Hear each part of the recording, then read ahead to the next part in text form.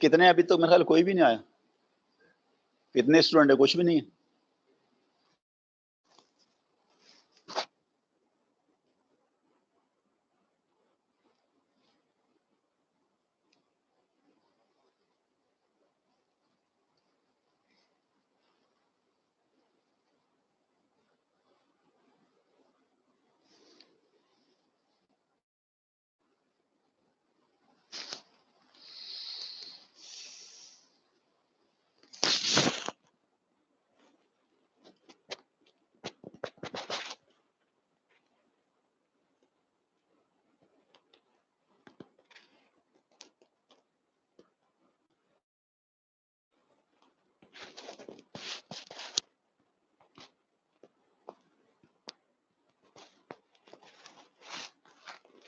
मेरे ख्याल हम शुरू करते हैं। रिकॉर्डिंग तो हो रही है ना?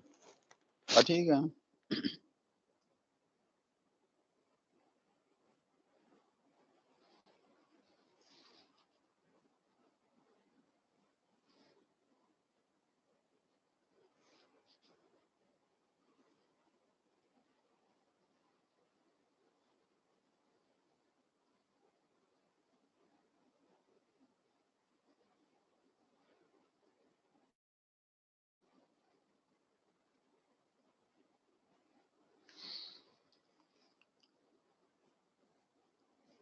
ओके जी, last time we have covered this के इधर क्या हो रहा है?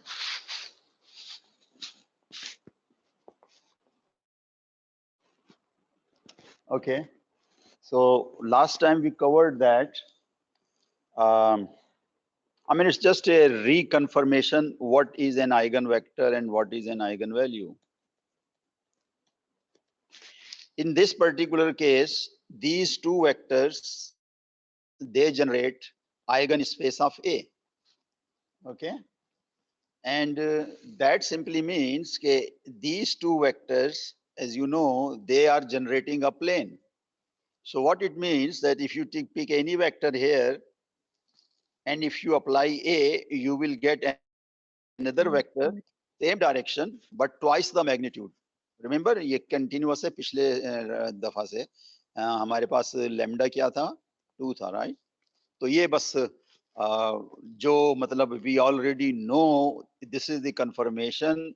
Let me say again, if you pick a vector here and you apply A, you will get the vector of twice the length. Direction is same. चलें जी, आगे बढ़ते हैं। ये वही लिखा हुआ है नीचे, effect of multiplying vectors in eigen space for lambda is equal to by A. ठीक है जी।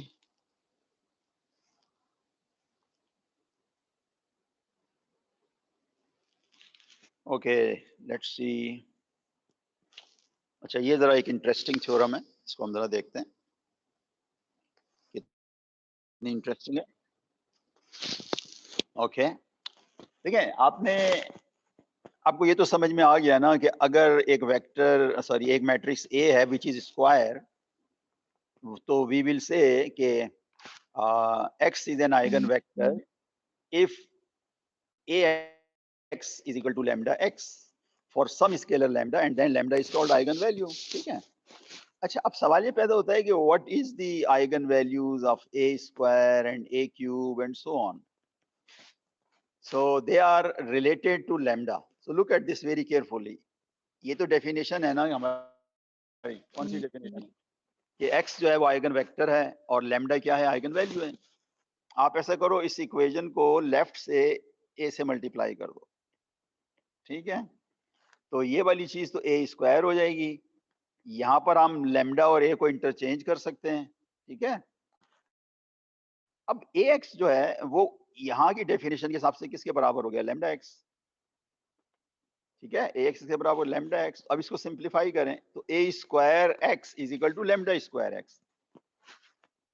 यकीनन इसका यही मतलब है कि लैम्डा स्क्वायर जो है वो एक आइगन वैल्यू है a स्क्वायर की। ठीक है, तो अब सवाल ये पैदा होता है कि जैसे पिछले केस में हमने देखा था ना, जो अभी स्लाइड नंबर 6 चल रही थी, उसमें a की आइगन वैल्यू जो थी वो 2 थी।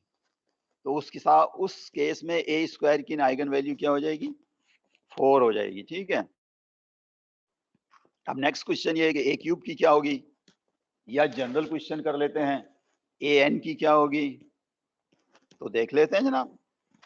ओके, तो पहले हमने आंसर लिख दिया, show that lambda cube is an eigen values of A cube. ठीक है, सही है। अब ये जो चीज ऊपर थी ना, इसी को आप लेकर चलें और ए से मल्टीप्लाई कर दें दोनों साइड पे, तो लेफ्ट साइड क्या हो जाएगा, जाहिर है ए क्यूब एक्स हो जाएगा। राइट साइड में आप लैम्डा को और ए को इंटरचेंज कर लें।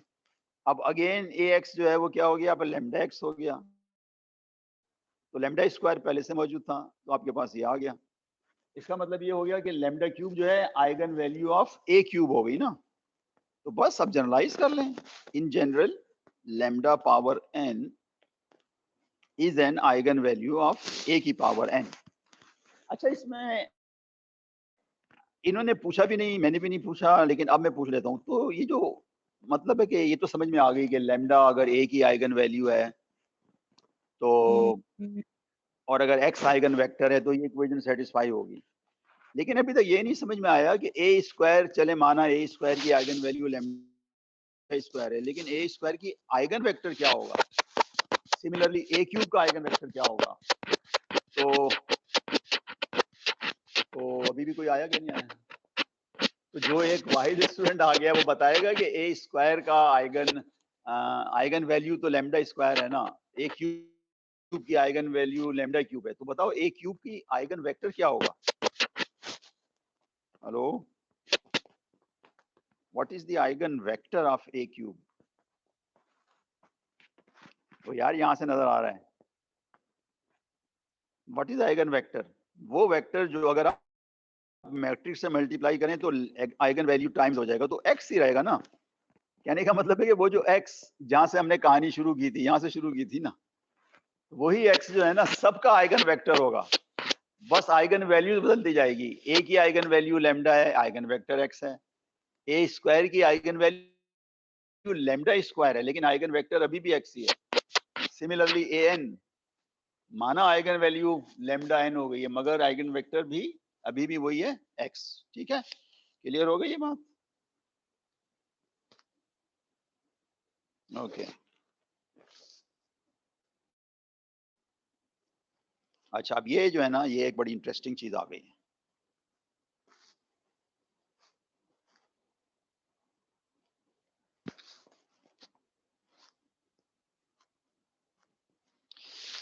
देखिए, अभी तक वो जो क्वेश्चन था ना, वो जो चिकन और एग वाला, अभी तक मौजूद है कि हमने क्या सवाल किया कि अगर लैम्डा आ गया तो एक्स निकाल सकते हैं, अगर एक्स दे दिया गया है तो लैम्डा निकाल सकते हैं।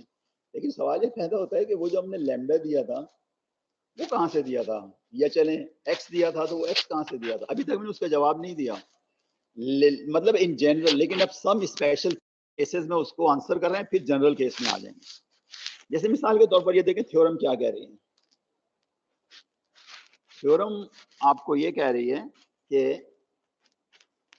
Eigen values of a triangular matrix are the entries on its main diagonal.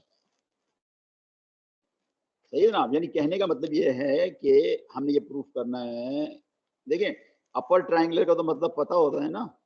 अच्छा, ट्रायंगुलर की बात कर रहे हैं, दोनों की बात कर रहा है, अपर की भी कर रहा है और लोअर की भी कर रहा है, दोनों में यही आएगा। लेकिन फिलहाल हम क्या ले रहे हैं, अपर ट्रायंगुलर केसेस। तो हमने ये प्रूफ करना है कि ये जो 3 नंबर नजर आ रहे हैं ना आपको, A11, A22, A33, they are the eigen values of A. अच्छा, अगर आइगन वैल्यूज ऑफ ए हैं तो आपको पता है ना, अगर मतलब ये तीनों जो है ना, ये बेसिकली तीनों जो है ना वो कैंडिडेट हैं। किसके कैंडिडेट हैं, लैम्डा। लैम्डा क्या होता है, आइगन वैल्यू। तो बस हमने ये देखना है कि ये कैसे हो गया भाई। तो आपको पता है ना कि अगर लैम्डा आइगन वैल्यू है तो फिर ये इक्वेशन क्या होगी, सेटिस्फाइड होगी ना। मेरा ख्याल है कुछ गड़बड़ कर दी मैंने, दोबारा से लिखता हूँ। A x is equal to lambda x.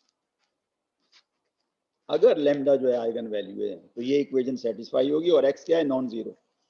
और आपको याद होगा ना कि लास्ट टाइम हमने इसको इस तरह से भी लिखा था, a minus lambda I X equal to 0।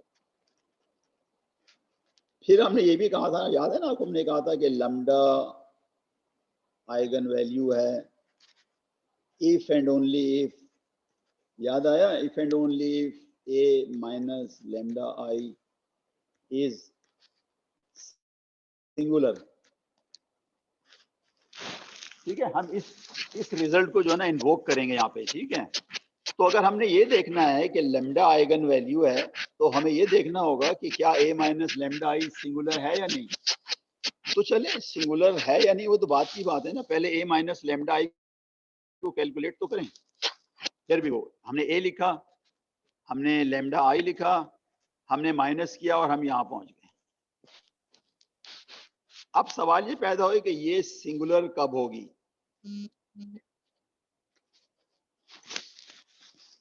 आपको याद होना चाहिए सिंगुलर का क्या मतलब है। बहुत सारे मतलब हैं। सिंगुलर का एक मतलब ये भी है कि ये जो आपके पास 3 रोज है ना और जो 3 कॉलम्स हैं, अगर सिंगुलर है तो कम से कम एक column and therefore one row will be non pivot. इसलिए अगर सारे कॉलम तो सारे रोज पिवट कॉलम्स हो गए तो मैट्रिक्स सिंगुलर नहीं हो सकती। ठीक है जी, तो इसका मतलब ये है कि अगर हम समहाउ ये शो कर दें कि अगर मैं लेमडा को a11 लूं और मैं ये शो कर दूं कि ये वैल्यू अगर मैं यहां पुट करूं और ये मैट्रिक्स सिंगुलर हो जाए तो बात क्लियर हो जाएगी कि लेमडा 1 बराबर जो है a11 वो एक आइगन वैल्यू है। अब आप और से सुने, ये तो बहुत आसान हो गया भाई, जब lambda is equal to a11 है तो ये वाली चीज क्या हो जाएगी, 0 हो गई। इसका मतलब ये हो गया कि पहला कॉलम जो है वो नॉन पिवट है। आप पिवटिंग करो ना करो, इकोलोन में ले जाओ ना ले जाओ, वो नजर आ रहा है पहला कॉलम सारे जीरोज हैं। तो लिहाजा क्या हुआ, पहला वेरिएबल फर्स्ट वेरिएबल क्या हो जाएगा, फ्री वेरिएबल हो जाएगा। और जैसे ही फ्री वेरिएबल आया ये चीज कंप्लीट हो जाएगी, ए माइनस लेमडा इज सिंगुलर।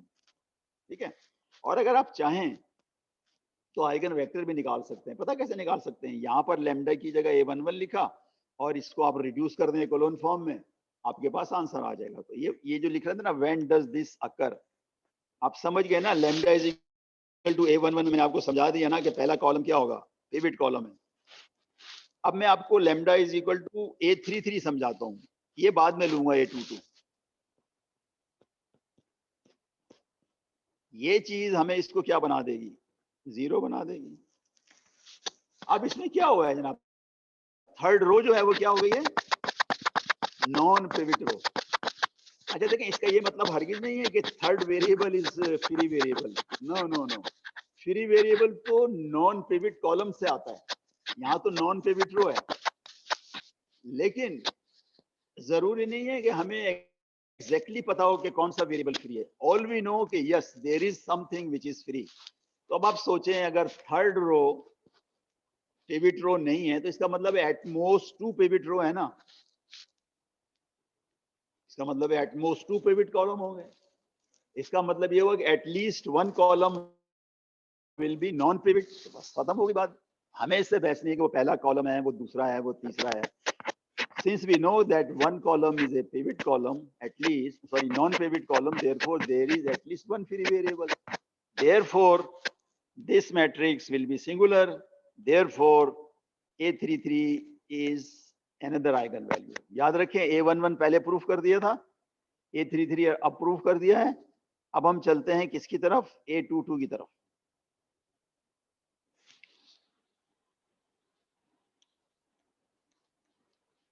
अब इसमें सुनिएगा गौर से, जब आपने ये लिया ना lambda is equal to A22 तो ये चीज 0 हो जाएगी। देखिए पिछले 2 केसेस में आसान था, पिछले 2 केसेस में फौरन कभी कोई कॉलम 0 हो जाता था, कभी कोई रो। इसमें ऐसा नहीं हुआ, इसमें जरा थोड़ा सा और सोचना पड़ेगा। सोच लेते हैं।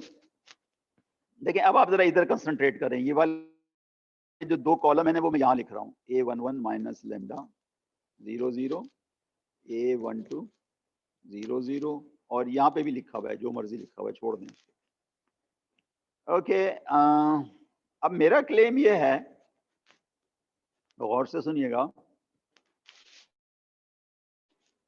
अब इसके दो केसेस हैं। केस 1,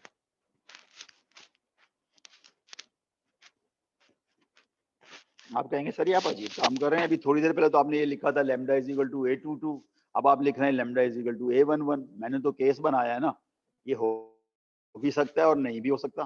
तो अगर lambda is equal to A11 है तो ऑल वी आर सेइंग के डायगोनल एलिमेंट्स जो होते हैं ना पहले दो, वो दोनों बराबर हैं, A11 और A22, ठीक है। और अगर ये नहीं है तो फिर मैं आपको दूसरा आर्गूमेंट दूंगा। तो अगर lambda is equal to A11 है तो आप समझ गए ना कि ये वाली चीज जीरो हो जाएगी।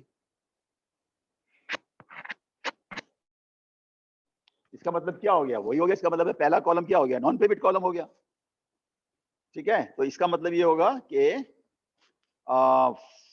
First column is a pivot column, first column is a pivot column.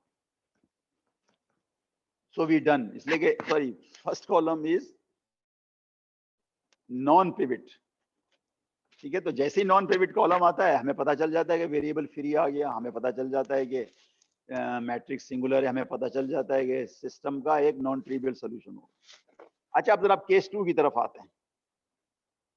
Case 2 यही होगा ना, अगर लैम्डा A11 नहीं है तो फिर A11 अगर नहीं है तो फिर नहीं है।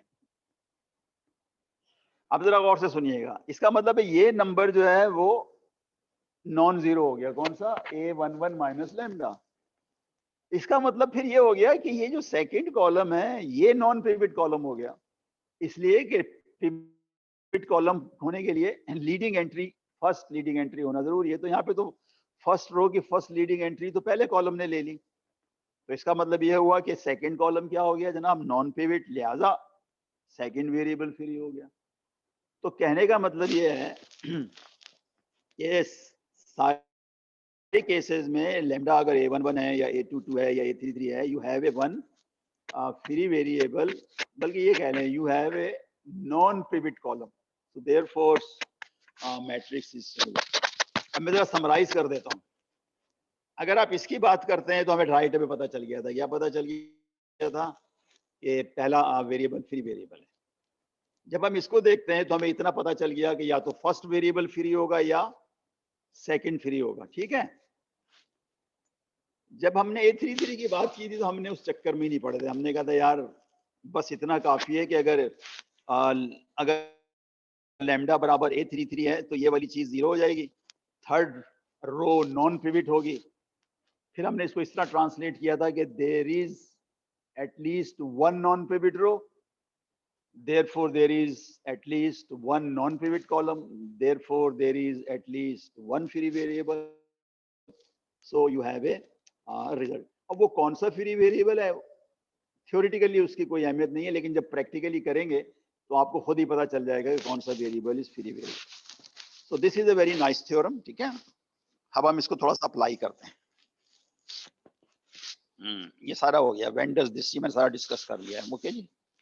अब चलते हैं नेक्स्ट के ऊपर।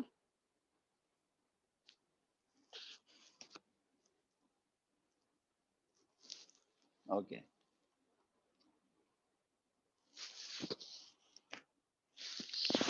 अच्छा देखिए थ्योरम बड़ी इंपॉर्टेंट है। मैं थोड़ा सा आपको बैकग्राउंड बताऊं। ये तो आपको पता ही है ना कि अगर आपके पास एक मैट्रिक्स है और आप ये कह रहे हैं कि x is an eigenvector, then you are also saying there is an eigen value satisfying this condition. और फिर मैंने आपको ये भी बताया था कि अगर एक x जो है वो आइगन वेक्टर है तो उसके सारे मल्टीपल भी क्या होंगे, आइगन वेक्टर होंगे, ये भी इस इक्वेशन को सेटिस्फाई करेंगे, ठीक है। लेकिन इन सारों वेक्टरों में खास बात है, they are all multiple of X. कहने का मतलब ये जो कलेक्शन है ना, ये डिपेंडेंट कलेक्शन है, ये इंडिपेंडेंट नहीं है। अच्छा ठीक है, मान लेते हैं बात। लेकिन फर्ज कर लेते हैं कि हमारे पास ये जो ए है ना, इसकी जो है ना आर डिस्टिंक्ट आइगन वैल्यूज हैं। मतलब एक मैट्रिक्स होती है ना भाई, जरूरी नहीं है कि उसकी एक आइगन वैल्यू हो, उसकी दो भी हो सकती हैं और चार भी हो सकती हैं, लेकिन एक अपर लिमिट होती है। अगर कोई ए जो है ना n/n है, तो at most n eigen values, distinct eigen values हो सकती हैं, ज्यादा नहीं होंगी, ठीक है। लेकिन बहरहाल इसमें भी तो चॉइस है ना। तो असल में थ्योरम ये कह रही है कि अगर आपके पास a है और फर्स्ट कर चले दो का केस ले लेते हैं, a x is equal to lambda 1x, a y is equal to lambda 2y। वो मैंने जानबूझ के x इस्तेमाल नहीं किया, हालांकि मैं कर भी सकता था, लेकिन हमने कहा कि x जो है वो लैम्डा 1 का आइगन वेक्टर है, y क्या है लैम्डा 2, और लैम्डा 1 लैम्डा 2 क्या है भाईजान, डिस्टिंक्ट हैं, ठीक है, डिस्टिंक्ट आइगन वैल्यू। तो थ्योरम ये कह रही है कि ठीक है, इसके मल्टीपल जो है वो भी आइगन वेक्टर्स होंगे, लेकिन ये सब के सब डिपेंडेंट होंगे।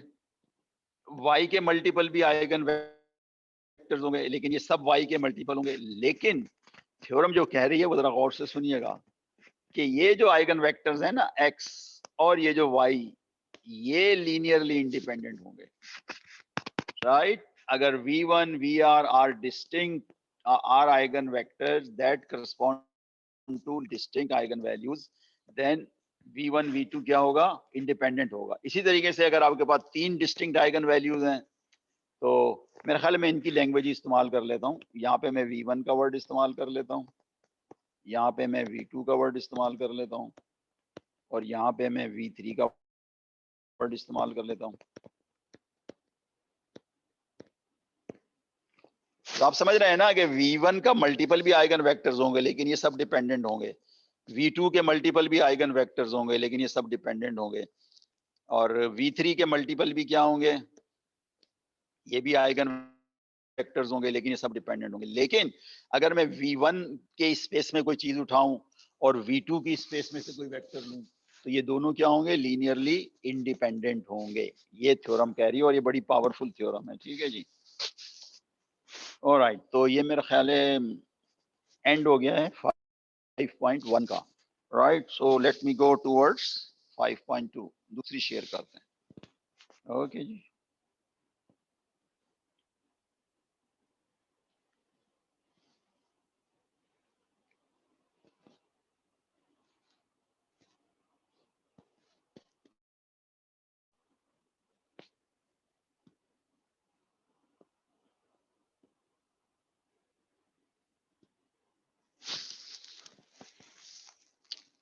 Okay,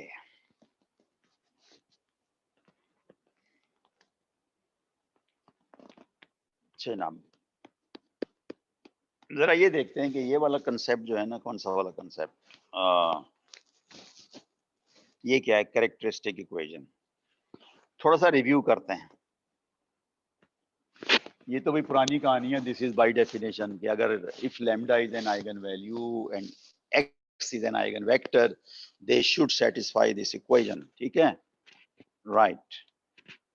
okay, now if we have to find an eigenvector, then we write this equation in this form, then solve it. But before we solve it, we should ask about lambda, because that equation a minus lambda x contains lambda. So unless you know lambda, how can you solve for x? Okay, fine. So that means we must first find eigenvalues lambda. Okay, no doubt x is not known, but you know the property of x, it must be non-zero, because zero vector cannot be an eigenvector. Fine, if x must be non-zero, that means this system must have non-trivial solution. Well, you know, every homogeneous system has a trivial solution. Not all system has non-trivial solution, but if you are saying my x is a non-zero, then you are saying a minus lambda x is equal to 0 will have 0 as well as non-zero solution, non-trivial. That means this coefficient matrix must not be invertible. ये वही बात आ गई क्या, a minus lambda must be singular. You know that non-trivial solution means there will be a free variables, and that means there will be at least one row entirely zero, and that means it is non-invertible. That means the determinant must be zero. And this equation is called characteristic equation. ये लिखा हुआ है, sorry ये नीचे लिखा हुआ है characteristic equation, और लेफ्ट हैंड साइड क्या कहलाता है? characteristic polynomial. ठीक है? So solve this for lambda to find the eigenvalues. तो जनाब आपको जवाब पता चल गया ना वो चिकन एंड एग का, क्या आया? लैम्डा पहले निकलेगा, राइट? और कैसे निकलेगा? इस इक्वेशन को जिसमें एक अननोन लैम्डा इन्वॉल्व है, हम इस इक्वेशन को एक्सपेंड करेंगे, ये पॉलिनोमियल होगा डिग्री n का, और हमें पता है, स्पेशली हमें ये तो पता है ना क्वाड्रेटिक कैसे सॉल्व होता है, क्यूबिक भी पता चल जाएगा, वो भी आपको पता है। तो हम पहले ये इक्वेशन लिखेंगे, फिर हम इसको सॉल्व करेंगे, फिर लैम्डा आ जाएगा, वापिस यहाँ जाके लैम्डा पुट करेंगे तो हमारे पास क्या आ जाएगा? एक्स आ जाएगा। ठीक है जनाब, क्लियर होगी बातें? चलें, अगर क्लियर हो गया है तो एग्जाम्पल कर लेते हैं। ठीक है जी, यानी अब क्लियर हो गया ना कि जब भी आइगन वैल्यू प्रॉब्लम आएगी, पहले आइगन वैल्यू निकलेगी, बाद में आइगन वेक्टर निकलेगा। ओके जी, सो इस क्वेश्चन को करते हैं।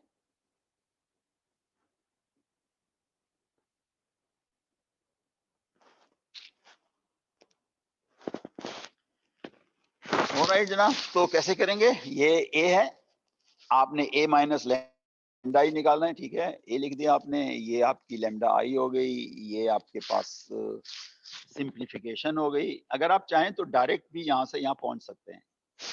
कैसे पहुंचेंगे? सिर्फ डायगोनल एलिमेंट्स में क्या किया है आपने? लैम्डा को माइनस किया है। ठीक है, अच्छा जनाब, अब ये जो चीज है, अच्छा इसको जरा कैलकुलेट भी कर लेना। नहीं, कैलकुलेट इसलिए नहीं कर सकते, आपने इसको किस फॉर्म में लिखा है? मैट्रिक्स की फॉर्म में। अगर आप चाहें तो इसको इस फॉर्म में भी लिख सकते हैं, डिटर्मिनेंट की फॉर्म में, तो फिर ये जो है ना, ये ब्रैकेट्स नहीं होंगे, वर्टिकल लाइंस हो जाएंगी। अब डायरेक्ट आप यहां से काम भी कर सकते हैं। याद है 2/2 की डिटर्मिनेंट कैसे निकली थी? Minus lambda times 5 minus lambda minus 1 times -6। ये हो गई जनाब lambda square minus 5 lambda plus 6, ये लिखा हुआ है। ये जो lambda square minus 5 lambda plus 6, ये कहलाता है कैरेक्टरिस्टिक पॉलिनोमियल। क्या कहलाता है भाई? Characteristic polynomial. और जब आप इसको 0 के बराबर करते हैं तो आपके पास क्या आ जाता है? Characteristic equation. क्या आ जाता है? Characteristic equation. अब ये क्या है भाई? पॉलिनोमियल है ना, डिग्री 2 का। कैसे मालूम करते हो? Many ways. क्वाड्रेटिक फार्मूला भी यूज कर सकते हो, फैक्टराइजेशन भी कर सकते हो। इस केस में फैक्टराइजेशन ज्यादा आसान है, तो आपके पास 2 और 3 आ गया। आइगन वैल्यूज क्या आ गई भाईजान? मुबारक हो, 2 और 3। इसको जो मैंने बताया था ना, आप उस तरह भी कर सकते हैं क्वाड्रेटिक फार्मूले से, तो मैं वो भी करके दिखा देता हूँ आपको। सो क्या हो जाएगा? माइनस बी का मतलब है 5 हो जाएगा, प्लस माइनस बी स्क्वायर 25 हो जाएगा, माइनस कितने हो जाएंगे भाई? 4ac विच इज 24, नीचे 1 आ गया, ये हो गया 5 plus minus √1 which is 5 plus minus 1। कुछ गड़बड़ कर दी है मैंने, ट्वाइस ए आता है ना नीचे, ट्वाइस ए 1 है, ट्वाइस। अब ये क्या हो गया? 6/2, ये 3 आ गया। ठीक है ना, अगर प्लस साइन लेते हैं, अगर माइनस साइन लेते हैं तो 5 - 1 4/2, ये 2 आ गया। ओके जनाब, तो इसकी जो आइगन वैल्यूज आ गई वो क्या आ गई? 2 और 3। चलें, अब जब आइगन वैल्यूज आ ही गई है तो अब why we are waiting for what? Let's calculate eigenvectors. तो अब हम आइगन वेक्टर्स की तरफ जाते हैं, अगली स्लाइड। ठीक है जी,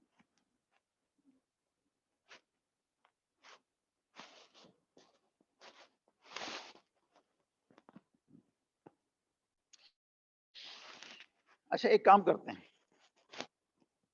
ये चूंकि जरा थोड़ा सा स्लो जा रहा है, स्लो इस सेंस में जा रहा है कि पहले ये 2-4 मैट्रिसेस उठा रहा है और उनकी सिर्फ आइगन वैल्यूज निकाल रहा है, आइगन वेक्टर नहीं निकाल रहा। लेकिन हम ऐसा करते हैं कि हम आइगन वेक्टर भी निकाल लेते हैं, हमारी प्रैक्टिस हो जाएगी। ठीक है, मैं समझ रहा हूँ कि शायद इसने आइगन वेक्टर्स निकाले हैं, लेकिन let's go back to previous slide और जो आइगन वैल्यूज निकाली है ना उसके आइगन वेक्टर्स भी निकाल लेते हैं, थोड़ी सी प्रैक्टिस हो जाएगी। ठीक है,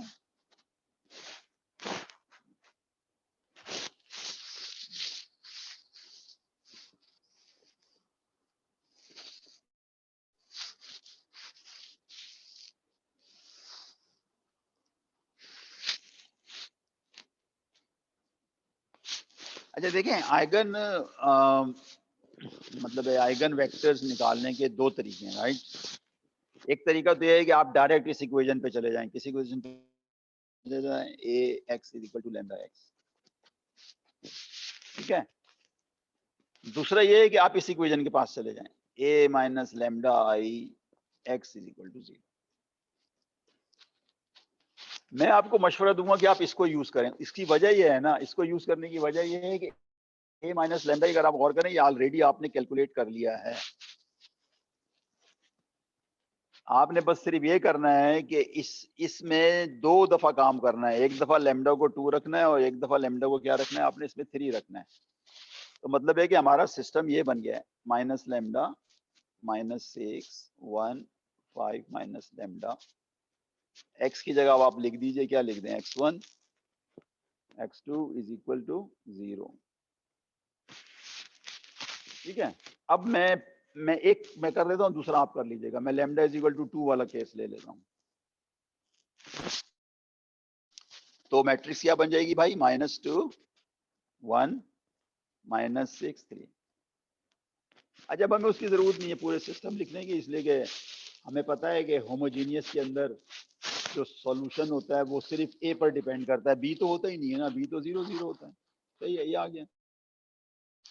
अब आप मुझे बताइए कि इसको आप रिड्यूस इक्विवेलेंट फॉर्म में ले जा रहे हैं ना, तो आप एक काम करो यार, इसका -3 टाइम्स इसमें ऐड कर दो,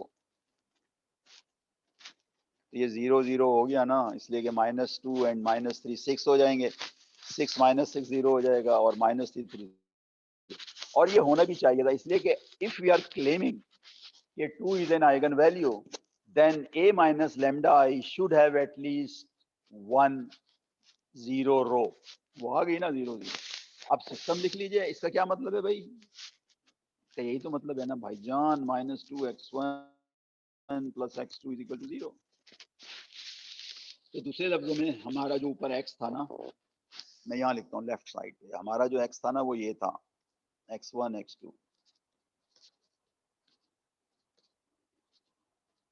अब इसमें जो है ना, आपको पता है बाय डेफिनेशन x2 जो है वो फ्री वेरिएबल होता है। तो यहाँ से अगर आप देखें तो मैं ये लिख सकता हूँ ना कि x1 is equal to half x2। ठीक है, x1 की जगह मैं क्या लिख सकता हूँ, हाफ x2। तो ये हाफ x2 है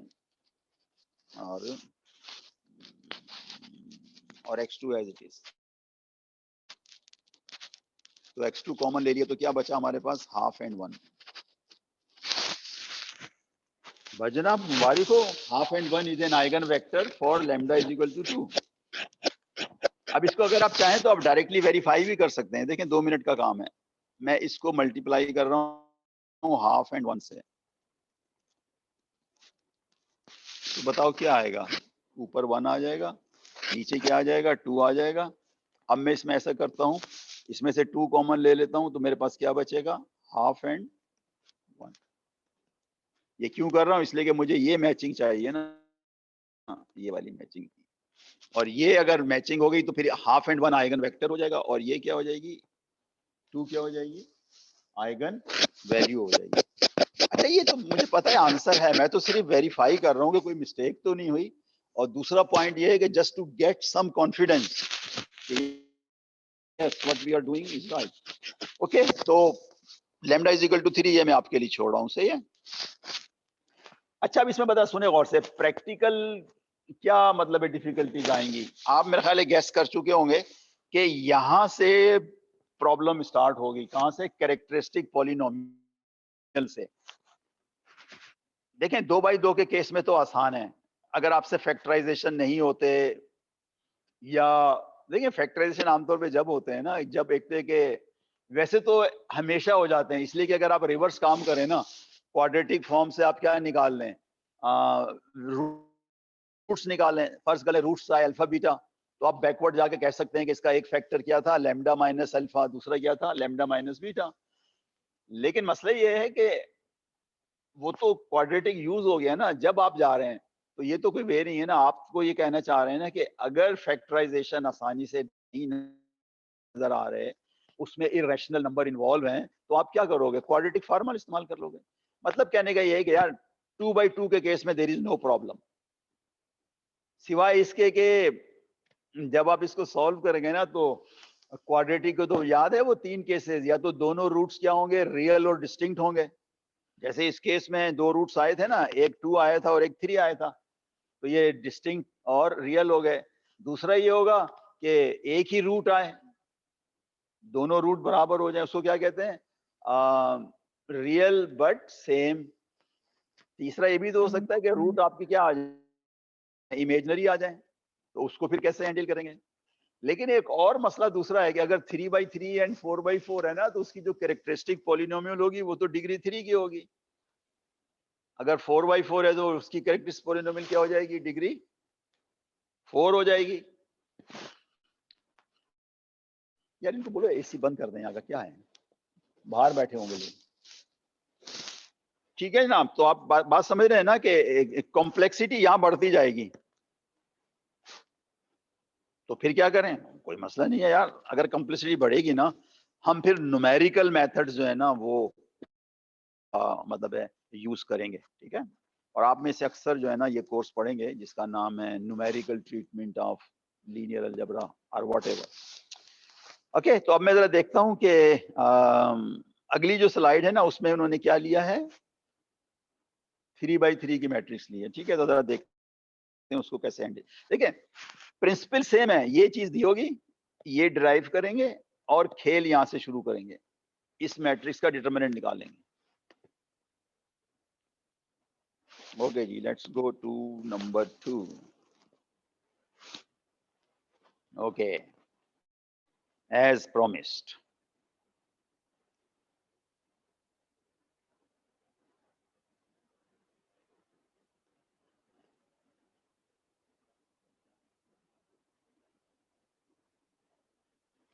ओके जी, राइट, 3x3 की मैट्रिक्स आ गई, ठीक है, मसला नहीं है। ए माइनस लेमडा आई मीन्स ए में से डायगोनल एलिमेंट्स में से लेमडा माइनस कर दो, ठीक है जी। अब इसका डिटरमिनेंट ले लीजिए आप। अच्छा, अब देखें यहाँ पर वो चीज आ रही है, कौन सी चीज आ रही है, जब अपने चैप्टर 3 में डिटरमिनेंट पढ़ा था ना, तो हम क्या करते थे, we look for a row और column where you find majority of them zero. तो यहाँ पे आप गौर से देखो, सेकंड रो में क्या ब्यूटी है, पहला एलिमेंट जीरो है, तीसरा जीरो है, तो आप इस रो के गिर्द एक्सपेंड करोगे, तो आपको सिर्फ ये करना पड़ेगा -5 minus lambda into the minor of this, ठीक है। तो उसका मतलब ये है कि आपने इसको भी छोड़ देना है, आपने इसको भी छोड़ देना है, पीछे क्या रह गया भाई, 1 माइनस लेमडा 1 1 माइनस, ठीक है। उसके बाद आपने क्या किया, इसका डिटरमिनेंट निकाला, तो ये चीज आ गई, फिर ये चीज आ गई, फिर ये आ गया और फिर ये आ गया। अच्छा आप जरा गौर से सुनिएगा बात बहुत इंपॉर्टेंट चीज है। देखिए अक्सर प्रोसीजर ये होता है कि साहब आपको एक ए दिया होता है, फिर आपसे कहा जाता है कि ए माइनस लेमडा आई को सिंप्लीफाई करो, ये बेसिकली पॉलिनोमियल होगा, फिर आपसे कहा जाता है कि पॉलिनोमियल को सॉल्व करो। लेकिन देखें गौर से सुने, मैंने क्या कहा है कि ये एक डिटरमिनेंट है, इसको सिंप्लीफाई करेंगे तो एक पॉलिनोमियल आएगा, और फिर उसको आपने क्या करना है, सिंप्लीफाई करके सॉल्व करना है। लेकिन जो वर्ड है उस पर गौर करें, असल चीज तो ये है ना, सॉल्व है। तो बाद लोग सॉल्व भूल जाते हैं, वो कहते हैं यार सर ने ये कहा था पहले पॉलिनोमियल को सिंप्लीफाई करो, तो वो उसका मतलब पता क्या लेंगे आप, गौर से सुनिएगा, वो पता क्या करेंगे, यहां पहुंचने के बाद इन दोनों को मल्टीप्लाई करने बैठ जाएंगे और फिर उस मल्टीप्लाई को क्या करेंगे, ये फैक्टर करेंगे। ओ भाई, अगर फैक्टर करना ही है, विच यू मस्ट, तो आपको यहाँ पे जो स्ट्रक्चर मिला था उसको डिस्ट्रॉय ना करें। तो सिंप्लीफाई का ये मतलब नहीं होता कि जो फैक्टर बने हुए हैं उनको भी कर दें। सिंप्लीफाई का सिर्फ ये मतलब होता है कि आपके पास ये लिखा हुआ है, फिर ये लिखा हुआ है, फिर ये कैलकुलेशन हो गई।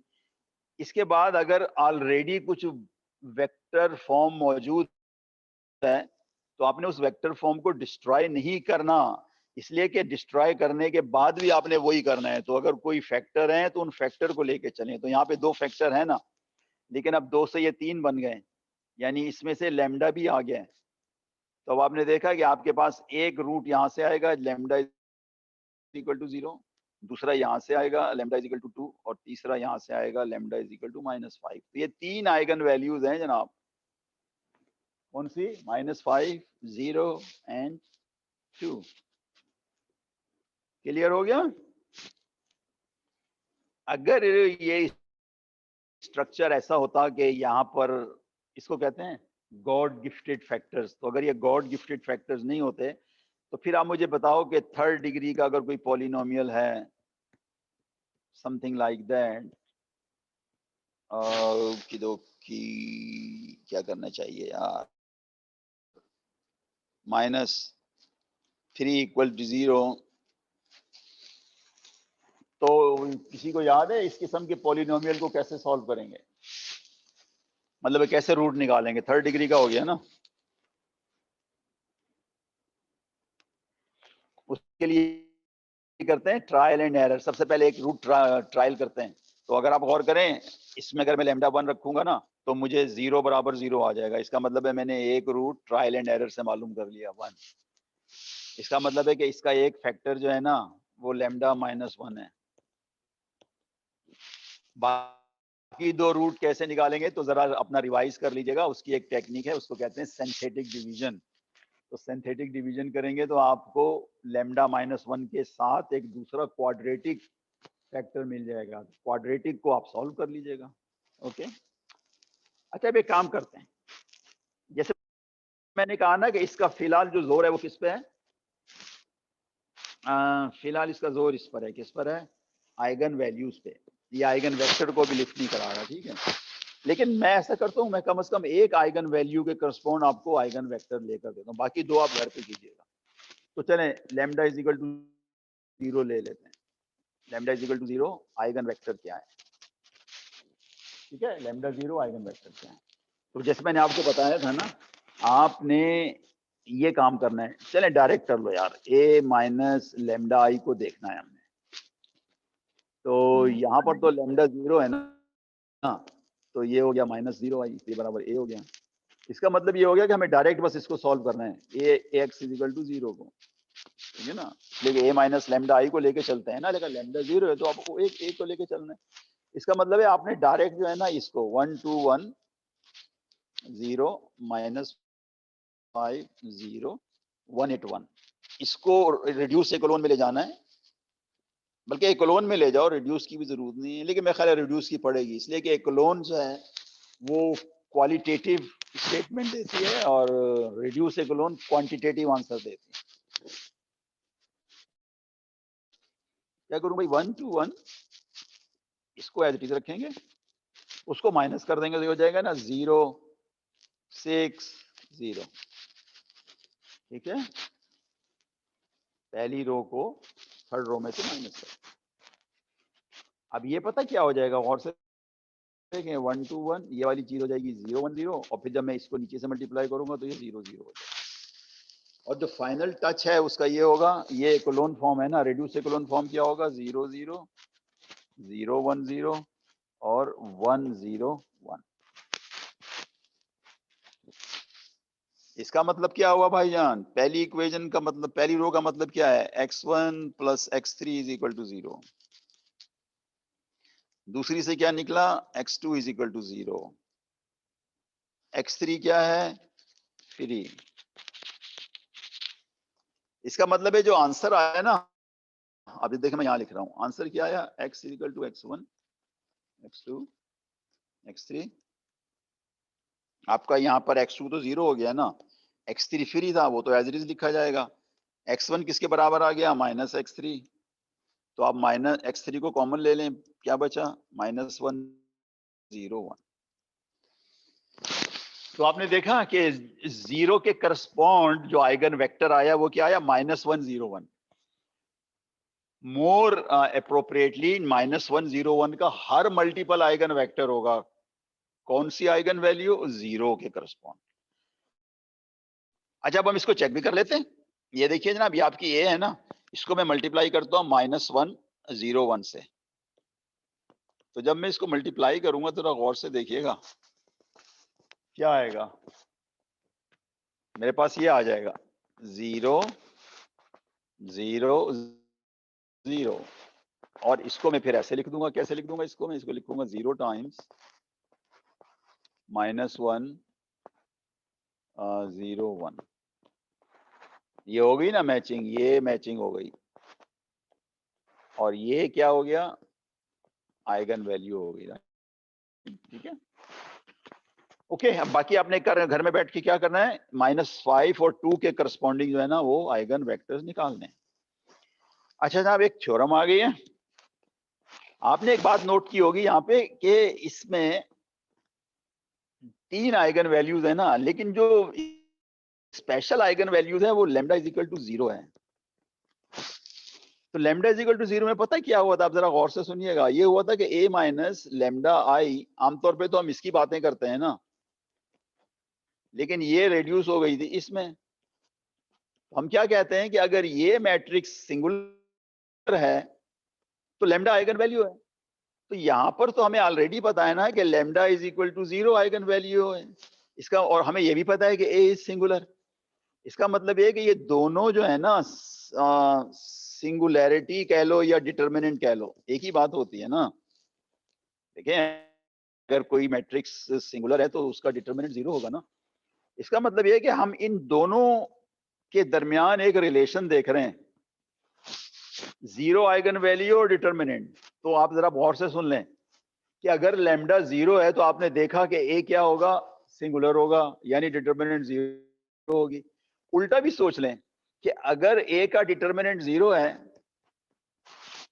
तो इसका मतलब ये हुआ कि मैं तो बातें करता हूं ना कि अगर a माइनस लैम्डा आई जो है वो सिंगुलर है, यानी उसका डिटर्मिनेंट 0, तो मैं कहूंगा कि lambda is an eigen value. लेकिन यहाँ पे चूंकि डिटर्मिनेंट 0 है, तो अगर मैं इस पे लैम्डा को 0 रखूं तो मैं ये स्टेटमेंट दे सकता हूं ना कि lambda 0 is an eigen value because when I put lambda 0 I get a and a is to begin with was singular. इसका मतलब ये दोनों स्टेटमेंट जो है ना, ये क्या हो गई, इक्विवेलेंट हो गई, यानी या तो दोनों फॉल्स होंगी या दोनों ट्रू होंगी। कहने का मतलब है अगर लैम्डा 0 ट्रू है तो फिर a जो है उसका डिटर्मिनेंट भी 0 होगा, और अगर लैम्डा 0 फॉल्स है विच मीन्स के लैम्डा मतलब lambda eigen value is not 0, तो फिर डिटर्मिनेंट भी जो है वो क्या होगी, 0 से हटकर होगी।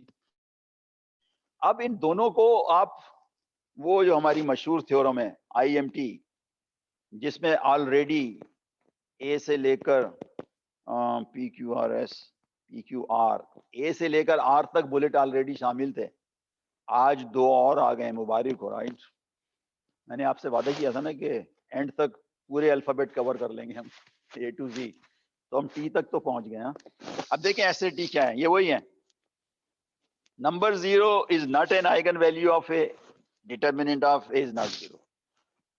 तो वही है ना, मतलब है कि या तो ये दोनों ट्रू होंगे या दोनों क्या होंगे, फॉल्स होंगे। तो इसके जहन में वो फॉल्स वाला है कि अगर मतलब है कि अगर ये नॉन जीरो है तो ये भी नॉन जीरो होगा। ठीक है, the number 0 is not an eigen value of A, determinant A is equal to not equal to 0। फर्ज कर लें ये वाला फॉल्स है, तो इस फॉल्स का मतलब क्या होगा, डिटर्मिनेंट ए 0, तो फिर ये भी फॉल्स हो जाएगा। तो इसका मतलब क्या होगा, इसका फॉल्स क्या होगा, 0 इज नॉट, फॉल्स का मतलब है 0 is an eigen value of. ठीक है जी, तो ये मैंने कहा ये बड़ी इंपॉर्टेंट थ्योरम है। ओके, अब देखते हैं आगे क्या आ रहा है भाईजान।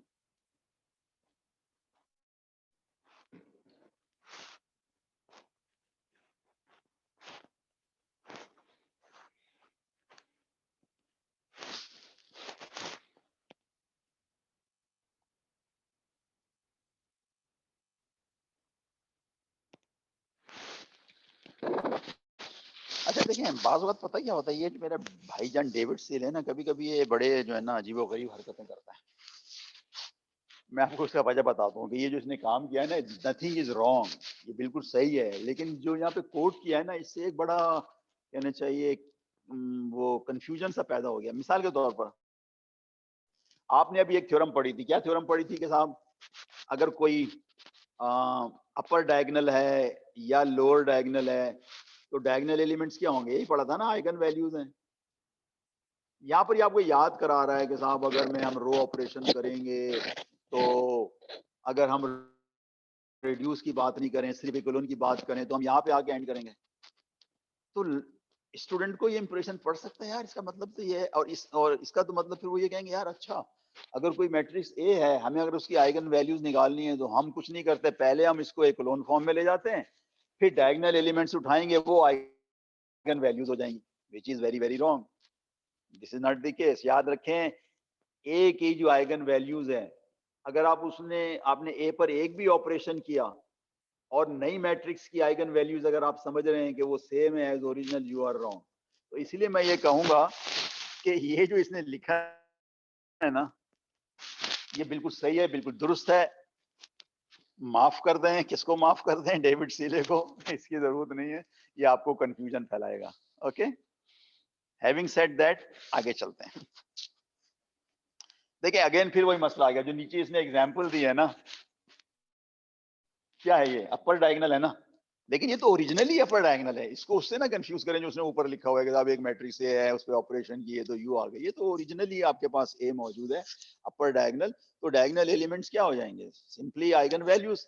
मेरे ख्याल है यहाँ पर शायद ये करना चाह रहा है जो हमने ऑलरेडी कर चुके हैं। देखें इसने दो एग्जाम्पल डिस्कस किए, दोनों में आइगन वैल्यूज निकाली हैं, आइगन वेक्टर नहीं निकाला। मेरे ख्याल इस एग्जाम्पल में आई एम श्योर कि आइगन वैल्यूज तो आसान है ना, डायगोनल एलिमेंट, तो शायद ये आइगन वेक्टर्स निकाल रहे हैं। ठीक है, ओके लेट्स गो।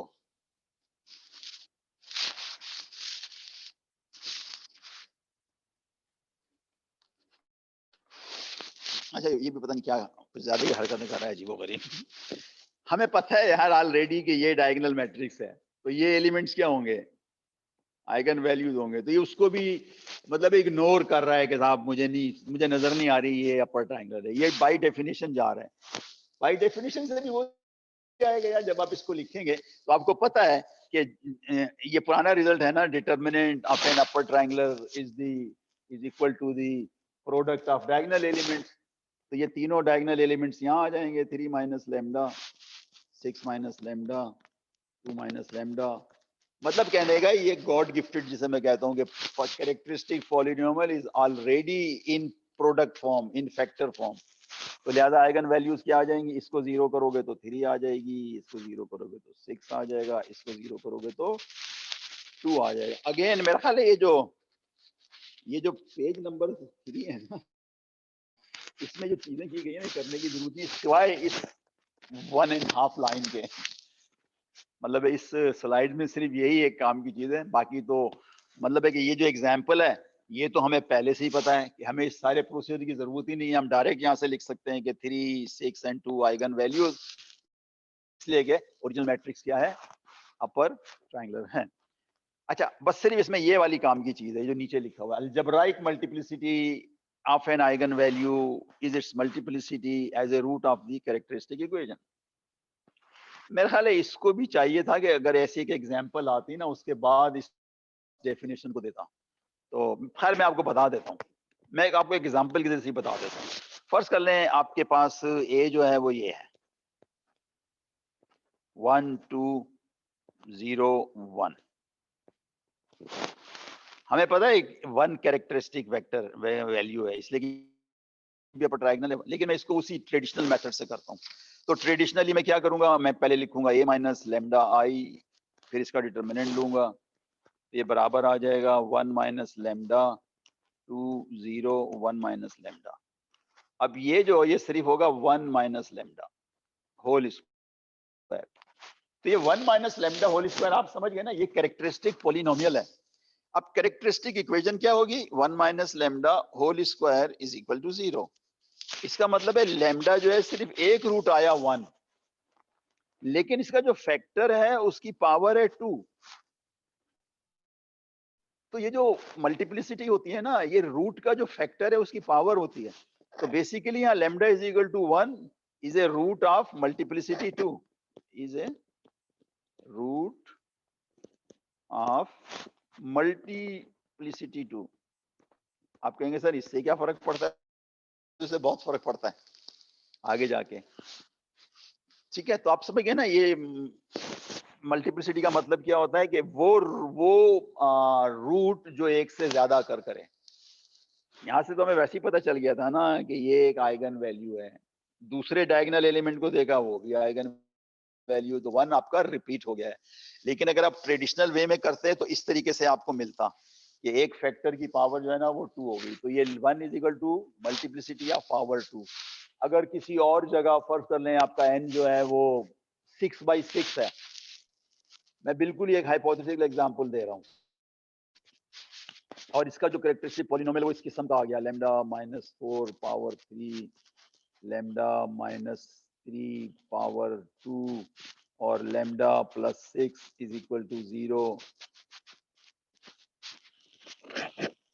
तो इसमें पता क्या होगा, 4 जो है वो मल्टीप्लिसिटी 3 का होगा, 3 जो है वो मल्टीप्लिसिटी 2 का होगा, और -6 जो है वो ऑर्डिनरी आइगन वैल्यू होगी। लेकिन अगर उसको भी आप कहना चाहें तो कह सकते हो कि -6 is an eigen value of multiplicity 1। लेकिन 1 को आमतौर पे, इसलिए कि यहाँ पे नहीं लिखा हुआ ना, तो नहीं लिखने का मतलब तो ये है ना कि ये 1 है, समझ रहे हैं आप? तो ये है मल्टीप्लिसिटी। ठीक है जी। तो इस स्लाइड में सिर्फ यही एक काम की चीज है जो कि आखिर में लिखी गई है, और वो भी इसने विदाउट एग्जाम्पल दे दी। मेरे ख्याल ये भी सही है, लेकिन अच्छा ही होता है कि पहले एक छोटी सी एग्जाम्पल जैसे मैंने ये दिया ना, और ताकि उससे भी जरा कंसेप्ट ज्यादा क्लियर हो जाए। ओके, एक मिनट में देखूं आगे क्या है। अगर कुछ छोटा सा टॉपिक है तो उसे भी कर लेते हैं, वरना यहीं पे एंड कर देंगे।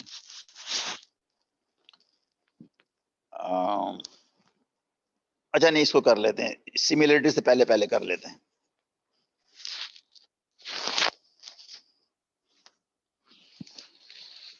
ओके, देखिए ये उसी चीज को समझाना चाह रहा है। आप गौर करें, ये जो है ना, ये वाला पोर्शन जो है ना वो क्या है, इसका मतलब ये लोअर ट्रायंगुलर है ना, तो इसका भी वही है जो मैंने काम किया था। आपको पहले से पता है कि इसकी आइगन वैल्यूज है ना 2 है, 3 है, 3 है एंड -1 है।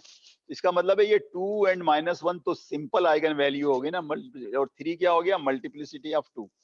लेकिन इसने भी वही काम किया जो मैंने किया था। उसने कहा यार चलो ऐसा करते हैं, इसको भूल जाते हैं कि अपर ट्रायंगुलर या लोअर ट्रायंगुलर। उसने कहा डिटरमिनेंट a माइनस लेमडा आई वो इसके बराबर है। अगेन हमें पता है कि वो मैट्रिक्स जो अपर हो या लोअर हो, उसकी जो डिटरमिनेंट होती है वो डायगोनल एलिमेंट्स का प्रोडक्ट होती है। तो उस केस में देखें ये 3 माइनस लेमडा जो है ना 2 दफा आ गया है। यानी इसको अगर हम सिंप्लीफाई करके लिखें ना तो ये होगा 2 minus lambda 3 minus lambda whole square and into -1 minus lambda equal to 0। तो यहाँ से आपको पता चल गया ना कि इसकी आइगन वैल्यूज जो हैं। अच्छा, इसलिए ये कह रहा है कि आप इसको इस तरह से लिखें 2, 3 और -1। अच्छा नहीं, 2 तो आ गया, 3 आ गया, ये -1 नहीं होगा, -1 ही होगा, I'm सॉरी। लेकिन ये जो 3 है ना ये स्पेशल है, तो 3 is an eigen value of multiplicity 2, बाकी सिंपल है। ओके जी, तो नेक्स्ट टाइम सिमिलैरिटी से शुरू करेंगे। ठीक है जी, थैंक यू, अल्लाह हाफिज।